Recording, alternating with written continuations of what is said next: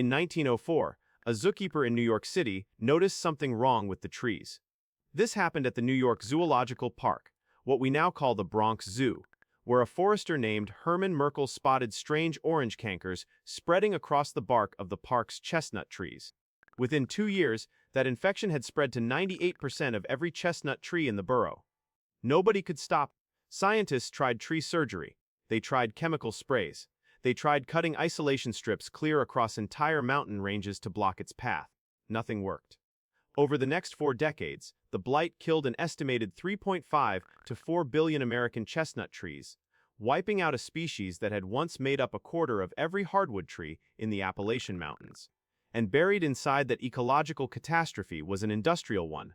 More than half of every ounce of vegetable tannin used by the American leather industry came from chestnut bark. In Virginia alone, at least 9 major tanneries depended on tens of thousands of cords of chestnut wood every single year. When the trees died, an entire regional industry that had run the same way for over a century lost its raw material almost overnight. That was 1904. But the story of tanning leather starts thousands of years before an Asian fungus ever reached the Bronx, and long before anyone in America had ever built a tannery at all. Human beings have been killing animals for meat since long before recorded history, and every single time, they were left holding a problem. A raw skin rots. Left out in the open, exposed to bacteria and moisture, a fresh hide is unusable within about a week. But skins were valuable. They were warm. They were tough. They could be wrapped around a foot or a shoulder or stretched over a tent frame. So somebody, somewhere, tens of thousands of years ago, discovered by trial and error that if you treated a skin the right way, you could stop the rot completely and turn something that decayed in days into something that could last for centuries. Archaeologists have found bone tools used specifically for scraping hides that date back roughly 400,000 years, unearthed at sites in England and in a cave in Israel, hide processing older than modern humans as we usually picture them. Nobody recorded the first time a human worked animal fat and wood ash into a raw skin and noticed it had stopped smelling like death. But it worked. And once it worked, the knowledge spread and refined itself for tens of thousands of years, long before anyone called it a craft. By the time Egypt rose along the Nile, tanning had become a genuine craft with real chemistry behind it. Egyptian tomb paintings, roughly 5,000 years old, show craftsmen making sandals and clothing out of leather. Egyptian tanners understood more than one method: the slow, bark-based tanning process using the acacia tree, known as gum arabic, which tough, stiff hides, and a separate mineral-based process using alum and sesame oil. Leather was never a luxury in this world. It was infrastructure. Sandals, water skins, harnesses, armor, and eventually parchment for writing all depended on it. But the people who made it were, almost everywhere, treated as beneath the people who used it. Tanning required strong, corrosive substances to strip hair and flesh from a hide, and the substance available in unlimited free supply was urine, human and animal both, collected specifically for the purpose. In the Roman world, that process turned tanner into an insult, a shorthand for something filthy and low. Some ancient writers described tanning workshops being physically pushed to the edge of Roman towns to keep the smell away from decent society. The Book of Acts even describes the Apostle Peter staying with Simon the tanner, whose house was, tellingly, located by the sea, likely so he could use seawater in his work, and likely kept at the edge of town both for the smell and for his constant physical contact with animal carcasses, which made him ritually unclean under Jewish law. That contradiction, the trade everyone depended on, run by people nobody wanted living next door, would follow leather across the Atlantic and straight into the modern world. It hardened into law in medieval Europe. As towns organized themselves into guild systems from around the 12th century onward, tanning was formally treated as one of the unclean trades, grouped in the public mind and often in municipal ordinances alongside butchers and cloth dyers. City governments across England, France, and Germany pushed tanneries downstream and outside the town walls entirely, partly to keep the smell away from wealthier residents, and partly because the tanning waste genuinely poisoned nearby water. A persistent piece of city folklore claims medieval towns pushed unpleasant trades to their eastern edge specifically because the prevailing wind in much of Western Europe blows from west to east, supposedly the origin of the posh West End. Working-class East End divide still visible in cities like London today. If you had actually stood inside a 14th century tannery, the process would have turned your stomach. Hides were soaked for days, sometimes left to partially rot on purpose, just to loosen the hair. Then came liming, a caustic bath that stripped away whatever hair and flesh remained. Then came the step that gave the whole trade its permanent reputation: baiting. Workers pounded fermented animal dung directly into the hide, or soaked it in a solution of dog droppings, pigeon manure, or hen droppings, left to ferment in warm water for days. Bacteria in the waste produced enzymes that broke down stubborn proteins, leaving the hide soft and pliable. Only after all of that did the leather go into pits filled with water and crushed oak bark for the actual tanning, a slow chemical process that could take anywhere from several weeks to well over a year for a single heavy hide. Nowhere does this get more literal than in Victorian London. By the 1700s and 1800s, English tanners producing fine, soft leather for gloves and bookbinding had settled on dog excrement as their baiting agent of choice, a substance the trade referred to using an old French-derived word pure. This single fact created an entire profession. Purefinders, almost always among London's poorest residents, walked the streets each day collecting dog droppings by hand and selling them by the bucket to tanners in leather districts like Bermondsey, on the south bank of the Thames. The social researcher Henry Mayhew, cataloging London's working poor in the 1850s, estimated a few hundred Purefinders were supplying dozens of tan yards, each employing hundreds more workers. It sounds almost too strange to be true, and yet the logic was simple. Demand for soft, high-quality leather never stopped. Tanners paid real money for the raw material, and it was one of the only jobs open to people who had nothing else. The practice only started fading out in the very late 1800s, once German chemists worked out how to isolate the enzyme actually responsible, called pancreatin, and manufacture it industrially. For roughly 6,000 years, this was leather's technological ceiling on both sides of the Atlantic. Soak it, scrape it, bait it with waste, tan it slowly in bark for months. Every tannery needed a river, and every river downstream of one paid a price for it. Tanning crossed the Atlantic with the earliest European settlers, because a growing country needed the same things every civilization before it had needed boots, harnesses, saddles, and belting. By the 1800s, entire American towns had built their identity and their economy around it. Peabody, Massachusetts, became so dominated by the trade that it was known simply as the Leather City. Nearby Lynn built one of the young country's largest shoe industries on the leather coming out of New England's tanneries. And in the mountains of Appalachia, Virginia, Tennessee, North Carolina, an entire regional industry grew up specifically around the local hardwood forests, because vegetable tanning required tannic acid, and the bark of the American chestnut tree, abundant across that whole region, was one of the richest natural sources of it on Earth. One family caught up in this world produced an American president. Jesse Root Grant built a modestly successful tanning business in Point Pleasant, and then Georgetown, Ohio, and expected his oldest son to grow up and take it over. That son, Hiram Ulysses Grant, hated everything about it. He couldn't stand the smell, the skinning, the constant contact with dead animals and harsh chemicals. He spent his childhood finding any excuse to work the farm and the horses instead, and his father, recognizing his son had zero future as a tanner, eventually sent him off to West Point instead. Ulysses S. Grant went on to command the Union Army and become the 18th President of the United States, a path that started, in part, with a boy who simply refused to work in his father's tannery. That regional American tanning industry, built for over a century on Appalachian chestnut bark, is exactly what the Blight discovered at the Bronx Zoo in 1904 destroyed. By the 1920s, the fungus had reached the southern Appalachians, the epicenter of America's tanbark extract industry. Timber companies, panicking, raced to strip every remaining infected tree for its bark before it became worthless. It didn't matter. Within a few more decades, the American chestnut was functionally extinct across its entire natural range, from Maine to Mississippi. An industry that had depended on a single tree species for the majority of its raw material simply ran out of that material, all at once, with no substitute growing anywhere nearby. Necessity changed what came next. Industrial demand changed it, and a handful of obsessive chemists changed it for good, right as America's own tanbark supply was collapsing. In 1858, a German chemist named Friedrich Knapp, working alongside the Swedish scientist Carl Hiltain Cavallius, discovered that chromium salts could tan a hide directly, with no bark and no months of waiting.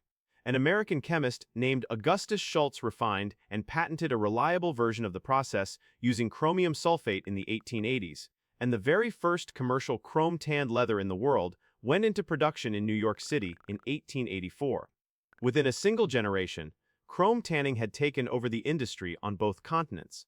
What used to take 2 months in an oak bark pit could now be done in about a day. Chrome tan leather was lighter, more heat-resistant, and could be bonded directly to rubber soles using heat alone, without stitching, which slashed manufacturing costs at exactly the moment the world's shoe industry was exploding in size. For American tanneries that had just lost their entire chestnut bark supply to a fungus, chrome tanning didn't just arrive at a convenient time. It arrived at the only time that mattered.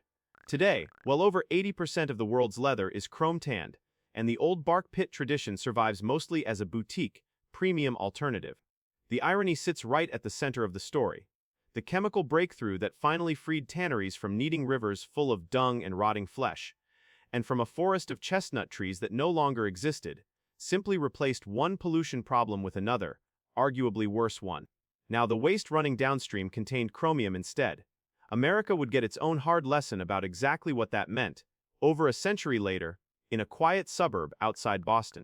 Woburn, Massachusetts had been an industrial town for well over 150 years, home to a cluster of tanneries among its older industries.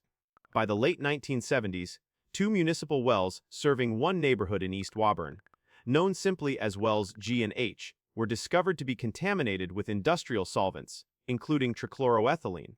A local mother named Ann Anderson, whose young son had been diagnosed with leukemia, began noticing an unusual number of other children in her neighborhood being diagnosed with the same rare disease.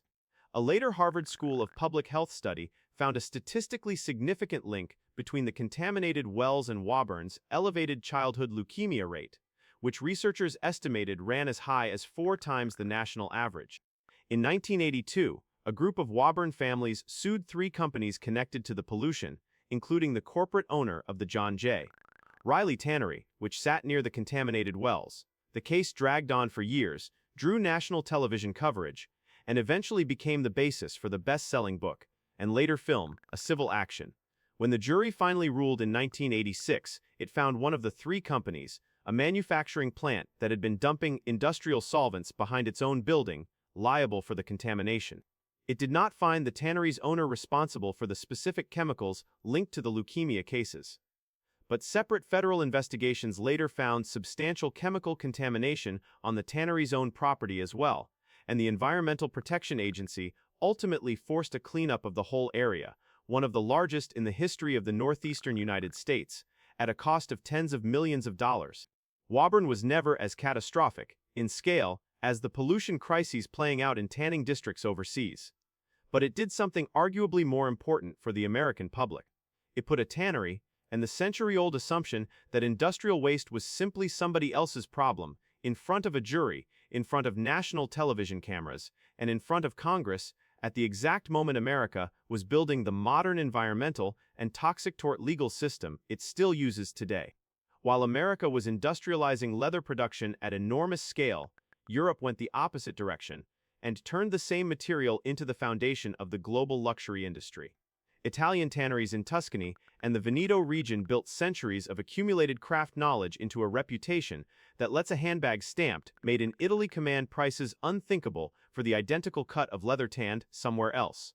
French fashion houses did the same, treating leather goods not as a commodity, but as the physical expression of heritage and craftsmanship.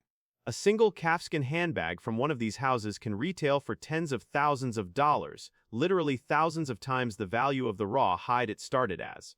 Today, the global leather goods industry is worth somewhere north of $500 billion a year, spanning footwear, furniture, automotive interiors, and fashion, and the United States alone represents one of its single largest consumer markets on Earth, driven by everything from work boots to premium handbags to the leather seats inside American-made cars and trucks. Leather's footprint reaches far past shoes and handbags.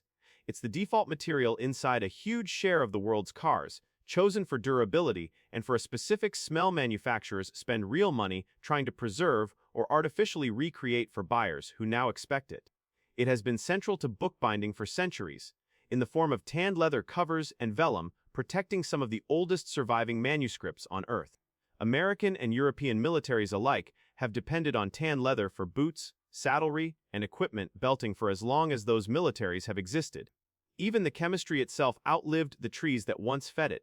The same tannin extraction techniques the chestnut industry perfected eventually found their way into glues, dyes, and specialty papers, a quiet reminder that leather was never really one single product, but a whole branch of applied chemistry that happened to start with somebody's dinner scraps. The 21st century has finally started producing a real American attempt at solving leather's pollution problem, rather than simply outsourcing it. Companies working with Mycelium, the root-like network mushrooms grow from, have spent the last decade trying to grow a leather substitute in a matter of days instead of raising an animal for years. Two of the best-funded companies in this new field, Bolt Threads and Works, both started in the same stretch of Northern California that gave the world Silicon Valley, and both have supplied materials to major fashion houses for handbags, sneakers, and even concept car interiors, grown in trays from agricultural waste instead of pulled from a cow. It has not been a smooth transition. Bolt Threads suspended production of its Milo material entirely in 2023 after struggling to raise enough money to scale, even with luxury brand partnerships already signed. Works has kept going, opening a large-scale production facility in South Carolina, though it has since scaled back its own ambitions too. Mycelium leather still typically costs several times more per square foot than conventional cowhide, mostly because growing and processing it at industrial scale remains far harder and far more expensive than raising cattle and running a tannery, a system humanity has now spent roughly 8,000 years optimizing. Whether American biotechnology can outcompete that 8,000-year head start on price alone is a fight the industry is having right now, in real time.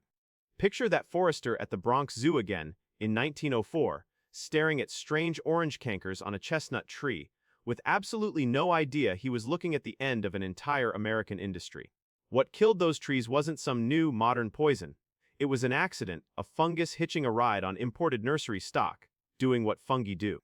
But the chemical industry that rose up to replace what those trees once provided, chrome tanning, invented in Europe, patented and first commercialized in New York, embraced by American tanneries the moment they had no other choice, created the exact kind of waste that would end up in two contaminated wells in Woburn, Massachusetts, 80 years later, and in the bloodstreams of children who had done nothing but drink their own tap water. What actually changed across 8,000 years was never really the chemistry. It was who profits from the finished result and who is forced to live downstream of the process that makes it. A trade once ranked below dung collecting, legislated outside city walls, and kept alive in Victorian London by children scavenging dog waste off the street, now anchors handbags that sell for the price of a car, boots that outfit armies, and seats in nearly every car built in America. The smell never actually left the industry. It just got pushed far enough away from the people buying the final product that they stopped having to smell it at all. If you enjoyed this, hit subscribe, and let us know in the comments which part of leather's history surprised you the most.